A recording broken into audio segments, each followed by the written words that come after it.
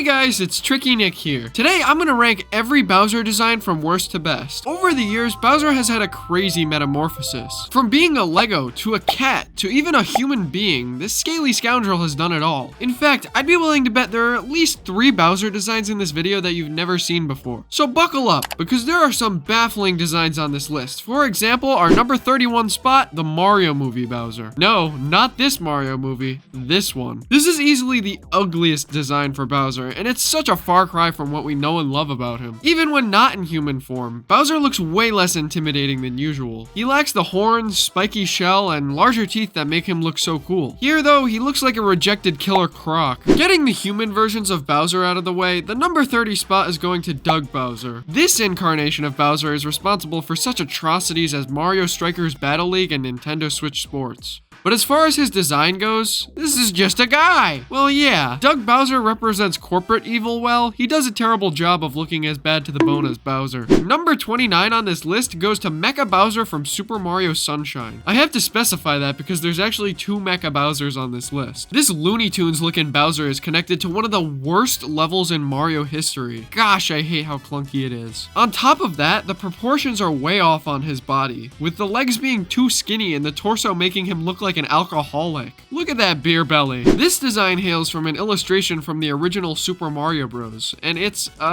not very accurate. Why is he blue here but green in the game? And why does it seem like he has a beak? He's not a chicken. This is just a very odd design, and it's so disjointed from what we see in the game. Therefore, it's landed itself the number 28 spot. This design is jagged, discolored, and plain ugly. I don't see any redeeming qualities about this design. The nose is disproportionately large, the spikes are too thin, and he has like 3 teeth. Even the game that this design is from stinks. Okay, now let's continue the list before Mario 64 fans catch on to what I just said. Why did they give Bowser boobs? Of all the creative ways you could have designed Cackletta Bowser, you decided, hey, let's slap her head on Bowser's and give him Cackletta boobs. It's a horrifying, and not in a good way, amalgamation of Cackletta and Bowser. It's gonna give me nightmares for weeks. They took an already janky model for Bowser and added tumors. That's literally it. The blocky Bowser that started it all. SMB1 Bowser is a classic in Mario history. Unfortunately, the design is pretty trash.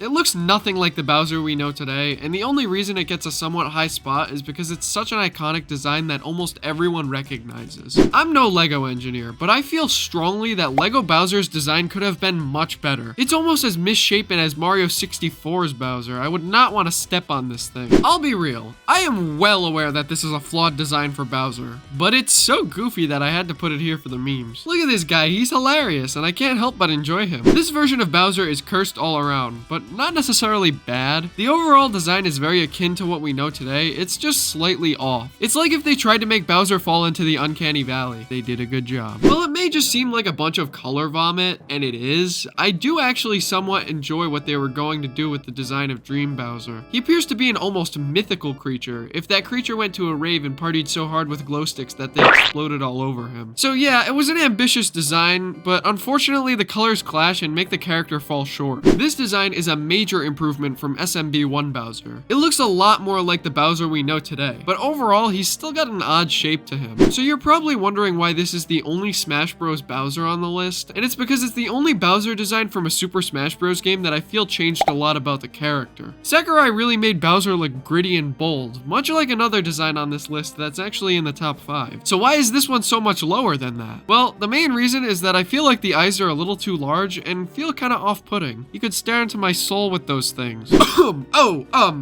Why is this so high on the list? I didn't put her here, I swear. I'm not attracted to Bowsette, you are! I didn't exactly know what to call this Bowser design, so I eventually settled on Blogger Bowser. It pokes fun at the big bad king of Koopas, making him look like a nerd. I like Bowser Jr.'s design. It's a very good interpretation of how Bowser's son would look. But this isn't Bowser Jr., this is Baby Bowser. The only difference is the bandana. So while I do really like Bowser Jr.'s design, Baby Bowser is a simple derivative of it and doesn't make any good distinction. For being a supposed dark Bowser, I think this design was a little too colorful. Don't get me wrong, it looks good, but there's a much better Bowser design that does what Dark Bowser was trying to do in a much better way. More on that later. The art for Skylander Bowser is pretty sick. He's got a spiky hammer and even some shiny armor. So how did the actual Skylander itself himself turn out? Oh boy, these are not the same. This design for Bowser is the newest on the list, and I think it's pretty cool. It's a more cartoonish look for Bowser, but it still looks pretty menacing in some scenes. Plus, Jack Black does a great job voicing him. This Bowser design appeared in one E3 Nintendo Direct, and it's just Bowser with a tie. Basically, it's the new and improved Doug Bowser. Starting off our top 10 is Square Paper Bowser. This is literally just a paper Bowser folded up. No matter how you feel about Origami King, you have to admit, this is pretty funny. I love it. If I had a nickel for every time Bowser got a mecha design, I'd have 2 nickels, which isn't a lot, but it's weird that it happened twice. While many may say that this design reeks, I disagree. I think this is a unique, interesting, and overall well-made adaptation of Bowser. It fits really well with the toy theme. It reminds me of one of those old wind-up robots. I really like those. This design for Bowser is simple yet elegant. He's got a very witty personality, and there's not much else to it other than that. It's just a nice-looking Bowser. Have you ever wondered what a cross between Bowser and a T-Rex would look like? Introducing Giga Bowser. This design for Bowser is so cool. His huge claws and horns, the spiky shell, it all looks so